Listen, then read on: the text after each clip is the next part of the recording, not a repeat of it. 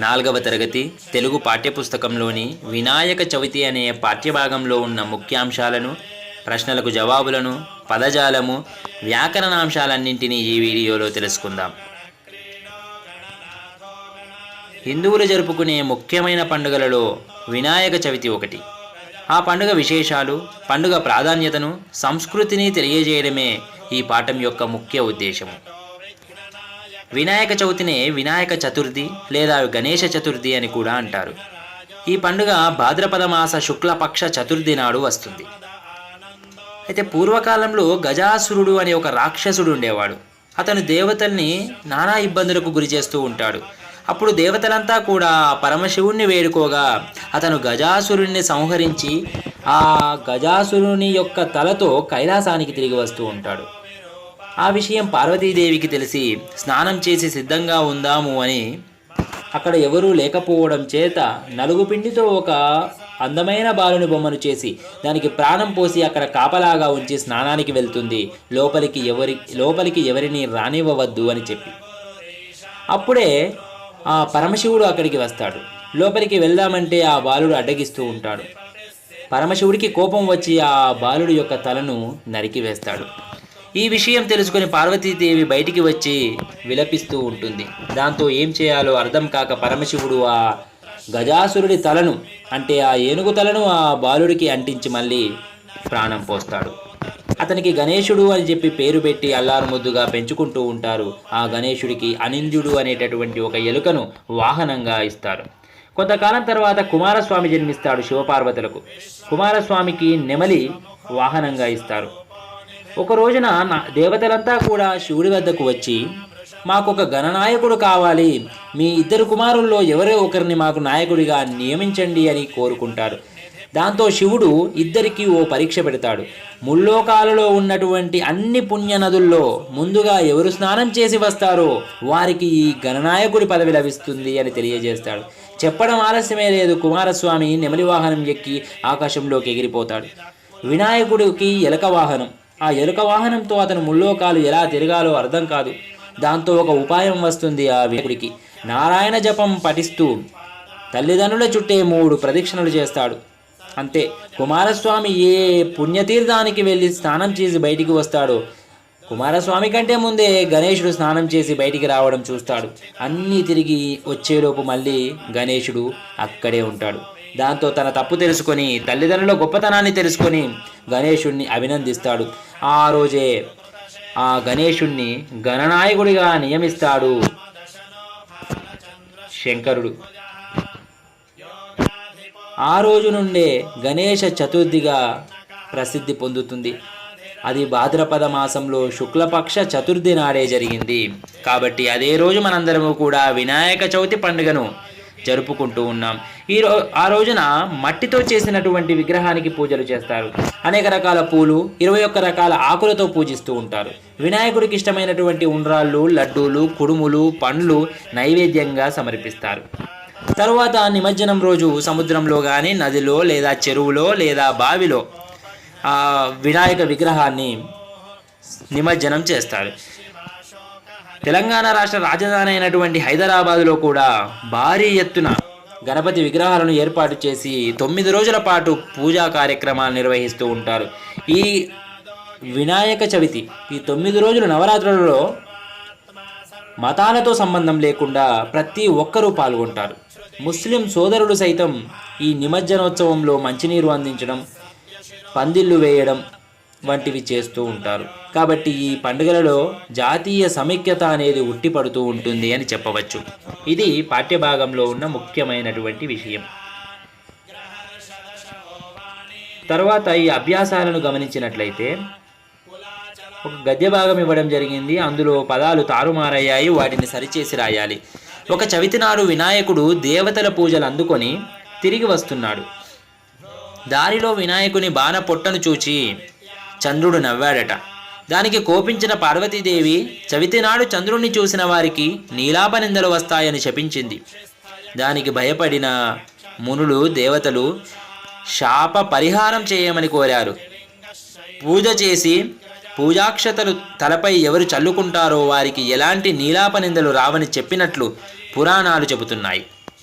ఇలా పదాలను సరిచేసి రాయవచ్చు. తర్వాత ఆలోచించి సొంతంగా రాయడం. వినాయక చవితి పండుగను ఎందుకు జరుపుకుంటారు?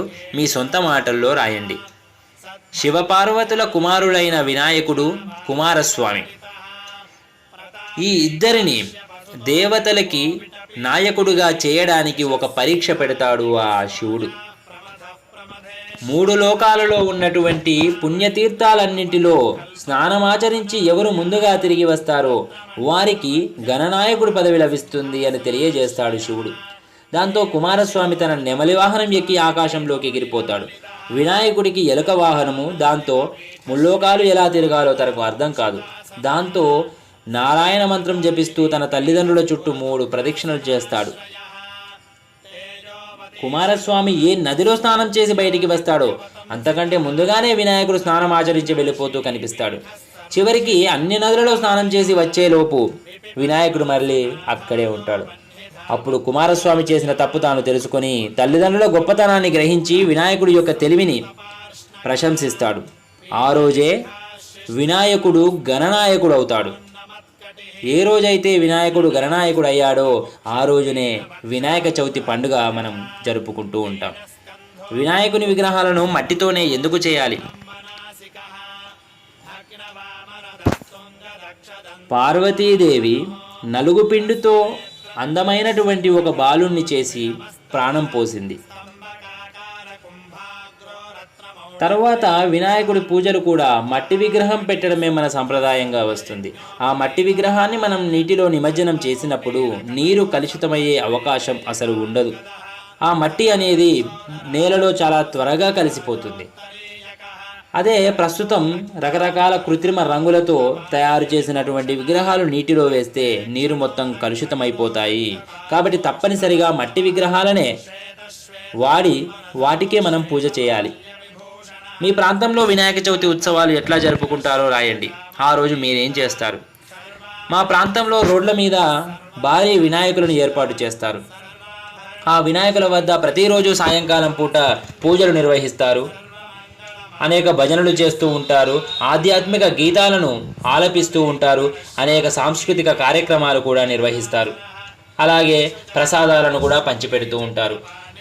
నేను కూడా సాయంకాలం వినాయకుడి వద్దకు వెళ్ళి ఆ భజనలలో పాల్గొంటాను.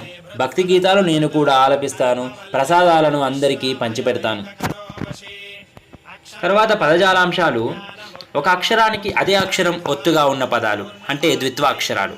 ఒక అక్షరానికి మరొక అక్షరం ఒత్తుగా ఉన్న పదాలు అంటే సంయుక్తాక్షర పదాలు. ఉదాహరణకి ఇక్కడ గుమ్మం, ఇక్కడ చతుర్థి ఇచ్చారు. ముందుగా ద్విత్వాక్షర పదాలు పాఠంలో ఎక్కడున్నాయో మనం గుర్తిద్దాం. ద్విత్వాక్షర పదాలు పండుగల్లో, పుట్టిన, దీన్నే, పుట్టుక, గజాసురుణ్ణి, వచ్చేలోగా, గుమ్మం, దగ్గర, బొమ్మ, ముద్దుగా, బాలుణ్ణి, ఎవ్వరిని రానివ్వకుండా, చెప్పి, వెళ్ళింది. ఇవన్నీ కూడా ద్విత్వ అక్షర పదాలు. తర్వాత సంయుక్తాక్షర పదాలు ముఖ్యమైన, చతుర్థి, భాద్రపద, శుక్లపక్ష, పూర్వం, రాక్షసుడు, పార్వతి, శుభవార్త, స్నానం, చేస్తున్నప్పుడు,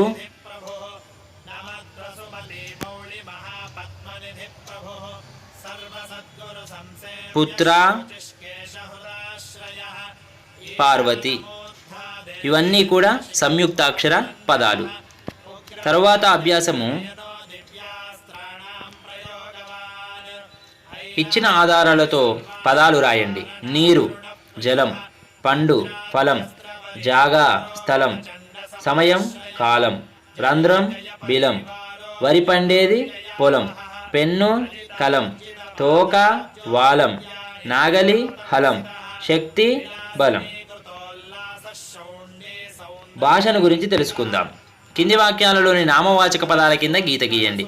గోపి హైదరాబాదుకు వెళ్ళాడు. గోపి మనిషి పేరు, హైదరాబాద్ అంటే స్థలం పేరు. ఈ రెండు నామవాచకాలు. కుక్క విశ్వాసం గల జంతువు. కుక్క అలాగే జంతువు రెండు నామవాచకాలు. గీత, రాధా, ఫాతిమా, రజియా ఇవన్నీ నామవాచకాలు. సినిమా కూడా నామవాచకం. గోదావరి నది తెలంగాణ రెండు నామవాచక పదాలు. తరువాత కింది వాక్యాలు చదవండి. గీత గీసిన పదాలు చూడండి. లక్ష్మి తెలివైన బాలిక. ఆమె రోజు కథల పుస్తకాలు చదువుతుంది. ఇక్కడ మొదటి వాక్యంలో లక్ష్మి అనే నామవాచకం వాడాడు. తరువాత పదంలో మళ్ళీ లక్ష్మి అనే నామవాచకం వాడకుండా దానికి బదులుగా ఆమె అని వాడాడు. తరువాత వాక్యాలలో కూడా చూడండి. రహీం బడికి వెళ్ళాడు. రహీం అనేది నామవాచకం. అతడు పరీక్ష రాశాడు. తరువాత వెంటనే వచ్చిన వాక్యంలో రహీంకి బదులుగా అతడు వాడాడు. అనిత పొలానికి వెళ్ళింది. ఆమె వరి పైరు కోసింది. అనితకు బదులుగా ఆమె వాడాడు. పిల్లి పాలు తాగింది. అది బయటికి వెళ్ళింది. పిల్లికి బదులుగా అది వాడాడు. రవి, ఖాన్, జాన్లు కలిసి ఊరికి వెళ్ళారు. వాళ్ళు అక్కడ బట్టలు కొన్నారు. రవి, ఖాన్, జాన్ అనే మూడు నామవాచకాలకు బదులుగా వాళ్ళు అని ఒకటే ఒక పదం వాడడం జరిగింది. కాబట్టి నామవాచకానికి బదులుగా వాడే పదాలన్నీ కూడా సర్వనామాలు అంటారు. ఇక్కడ నామవాచకం బదులుగా సర్వనామం వాడడం జరిగింది. ఇందులో నామవాచకాల గురించి, సర్వనామాల గురించి తెలుసుకున్నాం. అలాగే పాఠ్యభాగంలో ఉన్న ముఖ్యమైనటువంటి విషయాన్ని, ప్రశ్నలకు జవాబులను, పదజాలము, వ్యాకరణాంశాలని తెలుసుకున్నాం. ఈ వీడియో మీద మీ అభిప్రాయాన్ని కింద కామెంట్ రూపంలో తెలియజేయండి. మరో పాఠ్యభాగంతో మరో వీడియోలో కలుసుకుందాం. ధన్యవాదాలు.